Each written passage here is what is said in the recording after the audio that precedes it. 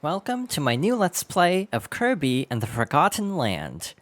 As the first mainline 3D Kirby game, this was one of my most anticipated games of the year, and I'm happy to say that this game either lived up to or exceeded my expectations. Without further ado, let's get started. So we've washed ashore in an unfamiliar world, so let's see what we can find. Near this beach, we have this little jungle area. We also have these little star coins that we can collect. And this area basically acts as a tutorial. So A is jump, and we have these little sparkly things there that reveal more coins. We can inhale and spit out objects like usual. If you prefer the Kirby Superstar control style, where B is jump and Y is inhale, you can choose that from the pause menu, and honestly, I might switch over later on because I generally do prefer that control setup. So we're leaving this area and entering an abandoned city. Honestly, this game makes a very strong first impression. I really like leaving that little overgrown area and seeing all the overgrown buildings, even though this was also in like the debut trailer, so it wasn't a huge surprise. Being a Kirby game, even though this is in 3D now, we have a lot of familiar enemies like Bronto Burts and Kabu and Cappies. We also have our standard abilities, like right now we have Sword. And like usual, Sword has a few different combos, but in general, some of the copy abilities are a little bit more limited than in past games, and I think it's because of the change to 3D. Since we don't have like as many like potential directional inputs because we have to move in a 3D space, I do feel like some power-ups are a little bit more restricted, but in general, it's not too bad. Yeah, I really like this game's opening. Like, the first area looks really cool, the music is great. My only major complaint about this first stage is a lot of times when you see enemies at a distance, they don't run at a full 30 frames per second. They look a little choppy because of like hardware limitations, but overall it's not too bad.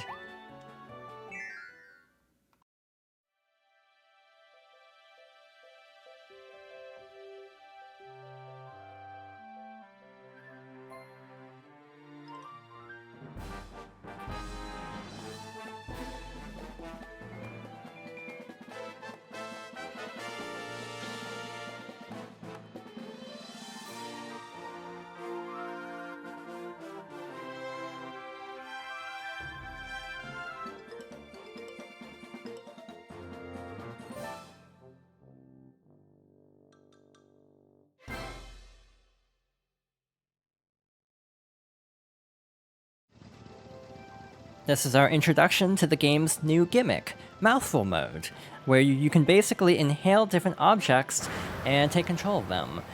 So we are currently playing as a car. We have a jump.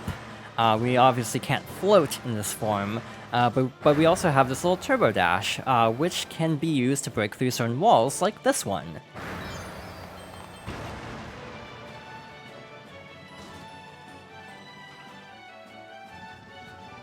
One of my favorite details about the Mouthful Mode transformations is that the copy ability hats carry over, so our car has a little sword hat, which I just think is really cool. So yeah, we can just dash around, break through these rocks, we can knock over certain barriers like that to create a bridge. We have more star coins up there in a huge pile. I completely drove off the ledge. Alright, so yeah, we can now break through all this stuff, collecting coins along the way, and we can also lower this bridge.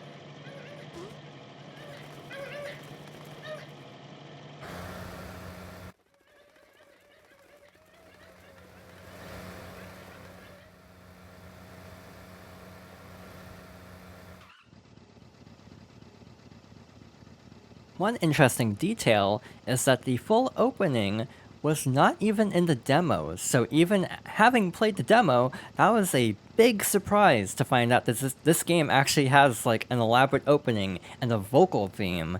Definitely unexpected for a Kirby game. But we've reached the end of the road. For our car transformation, you can either hold Y or A in the other control option, or press minus to immediately discard a power-up. So now we can climb the ladder and hopefully help out our Waddle Dee friends.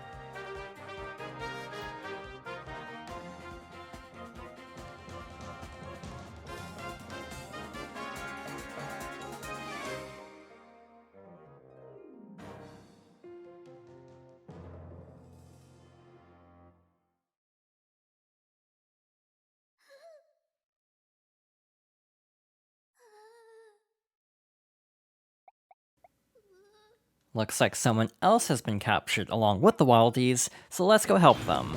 So we have a little arena fight here. I was pressing Y because I'm used to the other control option, but Sword does have some interesting abilities, even though it is a little bit less robust than some games. So if you press any of the shoulder buttons, Z, L, ZR, R, and L all guard, you can do a little sidestep dodge.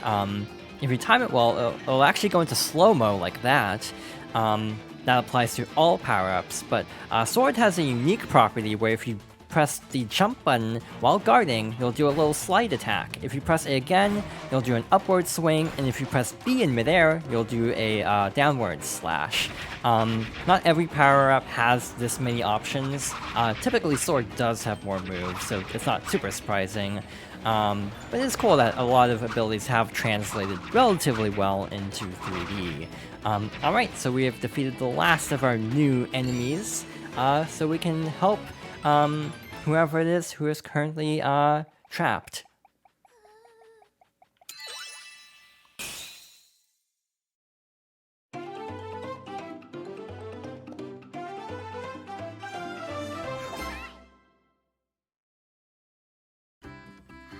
Phew, you saved me. Thank you. But what about those other guys? The Waddle Dees? They were all captured and taken away. We fought those beasts as hard as we could, but they kept coming back for more. Now I'm the only one left. I have to go save them. I have to.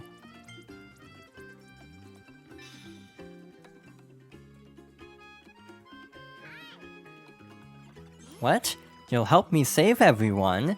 That's great! So, your name is Kirby? I'm Elphalin. Nice to meet you. Alright, so a warp star has appeared that will take us to the world map. Hey, Kirby!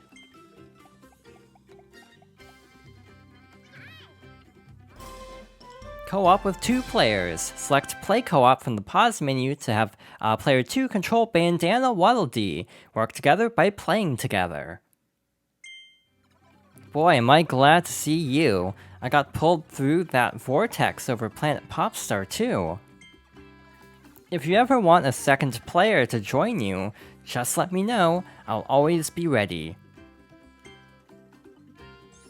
So before we head over to the world map, let's actually go over the options. So we do have the co-op option, but we also have several other things. First, I want to go over the control settings. So I will be switching over to Type B because I am really used to that, and I was definitely having a hard time with that last fight because I kept trying to push Y. But there's also another option for auto swallow. So basically, when you inhale an enemy with a copy ability, with this turned on, Kirby will automatically swallow that enemy to get that copy ability. If you turn it off, you have to actually press one of the guard buttons to swallow the enemy and get the copy ability. Enemies that would normally not give you a copy ability, you will not swallow automatically, and then you can spit them out as a star as usual. So I will actually be leaving this on because for the most part, I actually don't mind this. There are also difficulty options. Wild Mode, a Kirby game that's a bit wilder and more challenging. This adventure will be tough at times, but you'll collect a lot of star coins as rewards. Spring Breeze Mode, a Kirby game that's simple to play. You'll have a lot of health for this adventure, perfect for those who are new to action games. I've played a lot of Kirby games, so we will be sticking with Wild Mode. And there is the option to scan Amiibo for different items. Obviously, Kirby series Amiibo will give you better items, but to be honest, I actually have not tried the Amiibo features yet, so I'll probably try that off screen at some point to figure out what kinds of items you can actually get from that. Alright, so we are ready to go.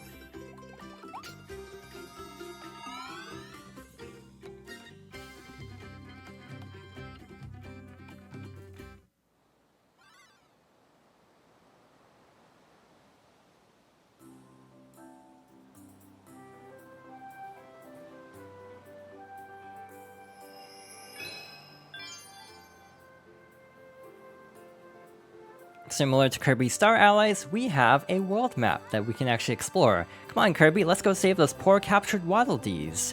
You can hold the guard buttons to speed up, but there are actually some secrets around. I actually don't think I'll go over that quite yet. I just want to jump straight into our next level, the first level of Natural Plains, Downtown Grassland.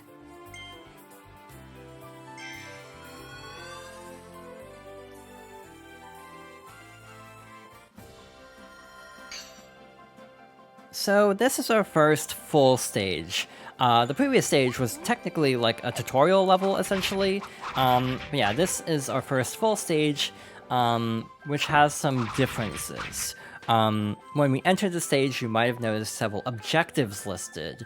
Every objective you complete will rescue more Waddle Dees. So for example, one of the hidden objectives of this stage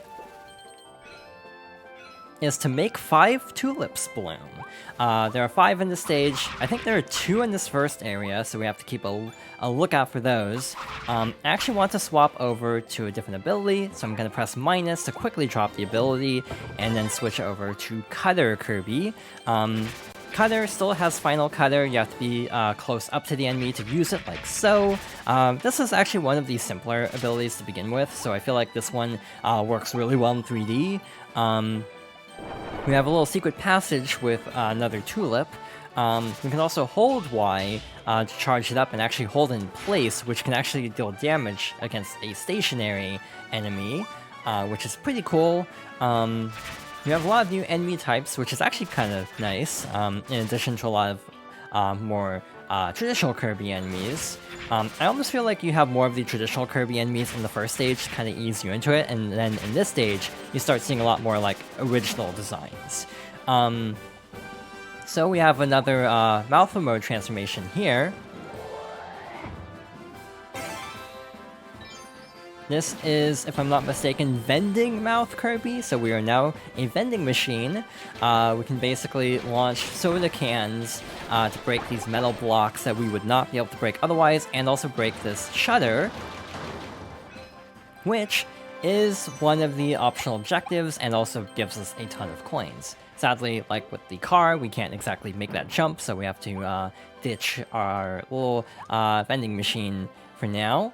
By the way, floating does not work like it does in the 2D games. Obviously, you can't reach the, you can't fly infinitely. That would be very broken, potentially, in the 3D game. But also, it's finite. So eventually, you'll notice that Kirby will start dropping if you float for a certain amount of time. So it's kind of like Kirby 64. So we have this little hidden passageway since we broke down that shutter, and we have something else special here. We have little gachapon capsules. We'll see what those do later on, but various stages will have multiple. They kind of work like the keychains from Kirby Triple Deluxe. And truth be told, and there are also the puzzle pieces in Star Allies, but I actually can't remember what the analogous collectible in Planet Robobot was.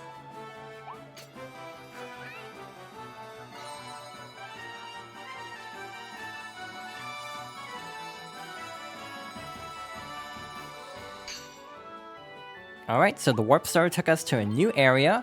We have a lot of enemies here. We have a Poppy Bro Jr., so we can get Bomb.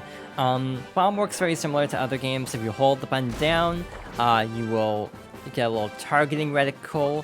Otherwise, if you press it, you'll kind of just toss it like that. If you're running and press the attack button, you'll actually roll it. Which is very effective against those cannons. We also have another Mouthful Mode transformation. This is Cone Mouth.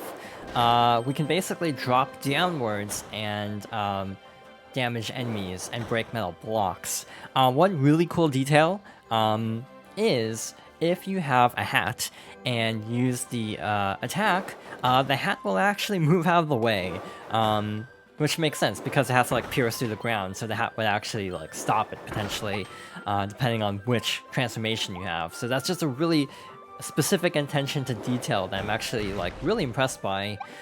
They really didn't need to incorporate that much detail into this, and yet they did, and I actually really appreciate when designers kind of go out of their way to, incorporate elements like that.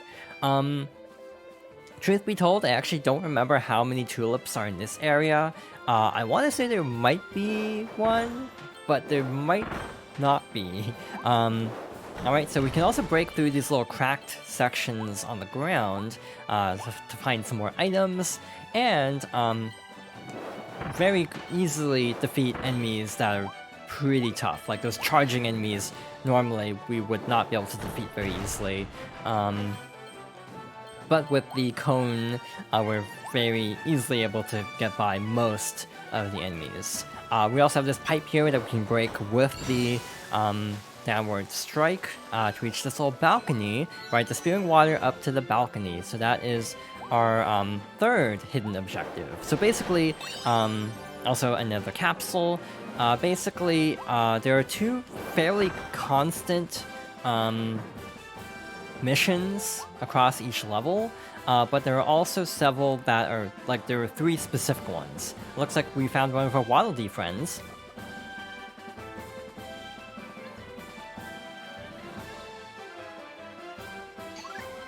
And it looks like we have to get ready for a fight. Let's swap over to Cutter, and we have a fight against some standard enemies. First of all, Cutter should make short work of them. And we have our first mini-boss against Wild Edge. Again, if you can hold Cutter in the right spot and just deal, like, essentially chip damage, that's a good strategy. Wild Edge will put up a shield, but if you attack from behind, that will actually stun them temporarily. Overall, this is not a difficult fight, being the first mini-boss. Piece of cake, and now we can get Sword back, and rescue our Waddle Dee. First Waddle Dee of the stage.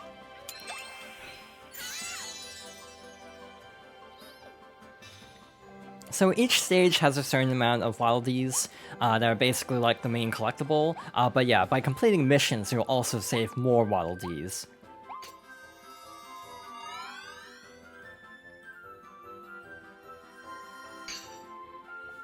Alright, so let's see what we can find in this next area. So I remember when this game was announced, people had really high hopes for how this game would actually be, and it wasn't entirely what people had in mind, honestly. People were kind of hoping it would be a little bit more open world, but it's very level-based. But I actually think, you know, for the first main Kirby game in 3D, I think it's actually totally fine not having, like, an open world. And the levels are still fairly open. By the way, this is our second Wildly of the stage. Some of the mouthful mode transformations in particular, like trying to like inhale the like half part of the sphere, some of them just look really silly, and I actually like that. It's kind of a weird mix, as Kirby often relies on, a strange mix of like cute and also slightly terrifying at the same time.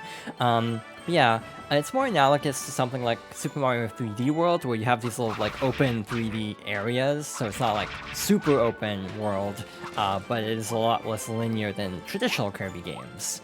And I feel like this game actually strikes a really nice balance of traditional Kirby exploration, while not being like overly like open, I guess. So we can actually use the cone to break through that stone and damage that enemy to find our final hidden Wildly of the stage. But we still have a couple tulips to find to get through all of the hidden objectives. In terms of the hidden objectives, I might not show all of them on screen for reasons I'll go over a little bit later. Some of them are kind of specific in a way that I feel like if I tried to show them on screen, it would actually be kind of a headache. So instead, I might opt to get some of the hidden objectives off screen. So that's our final tulip for the stage, so that means we have completed everything. Some of the missions you'll probably clear without even trying. A lot of them are very in the way. Others are very obscure and definitely took me a lot of time to actually figure out.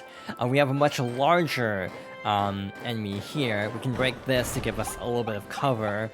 We actually didn't really need to. We probably could have gotten over here in time. We have to bait it into breaking the pipe enough for us to break it the rest of the way, ride that up to this little scaffolding, and then drop down and finish off this fight.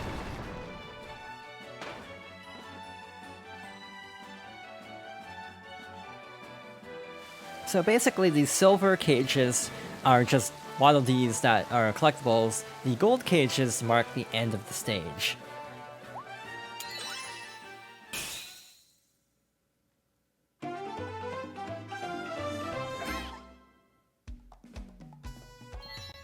And we cleared all of the hidden objectives. And we cleared this in wild mode, so we got some extra star coins.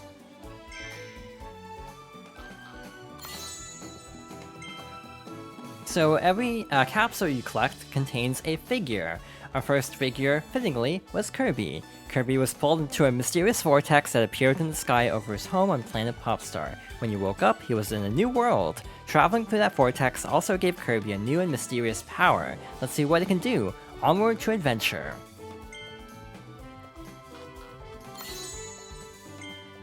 Elfilin, a mystical new friend you met in a mysterious new world. You found Elfilin as he was trying to save the Wild Beast from the Beast Pack. He seems happy to be Kirby's guide, sharing helpful advice to save the Wildies and rebuild their town. Thanks, Elfilin.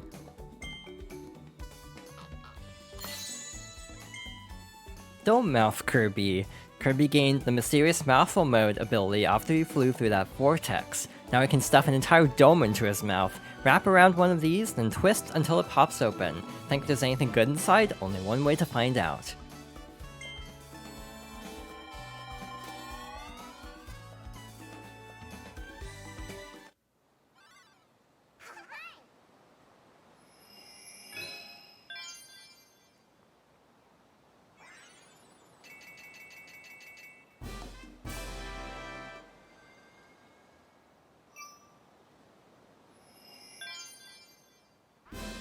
Your figure collection is now available. Use this to view all the figures you've collected. See if you can collect a full set.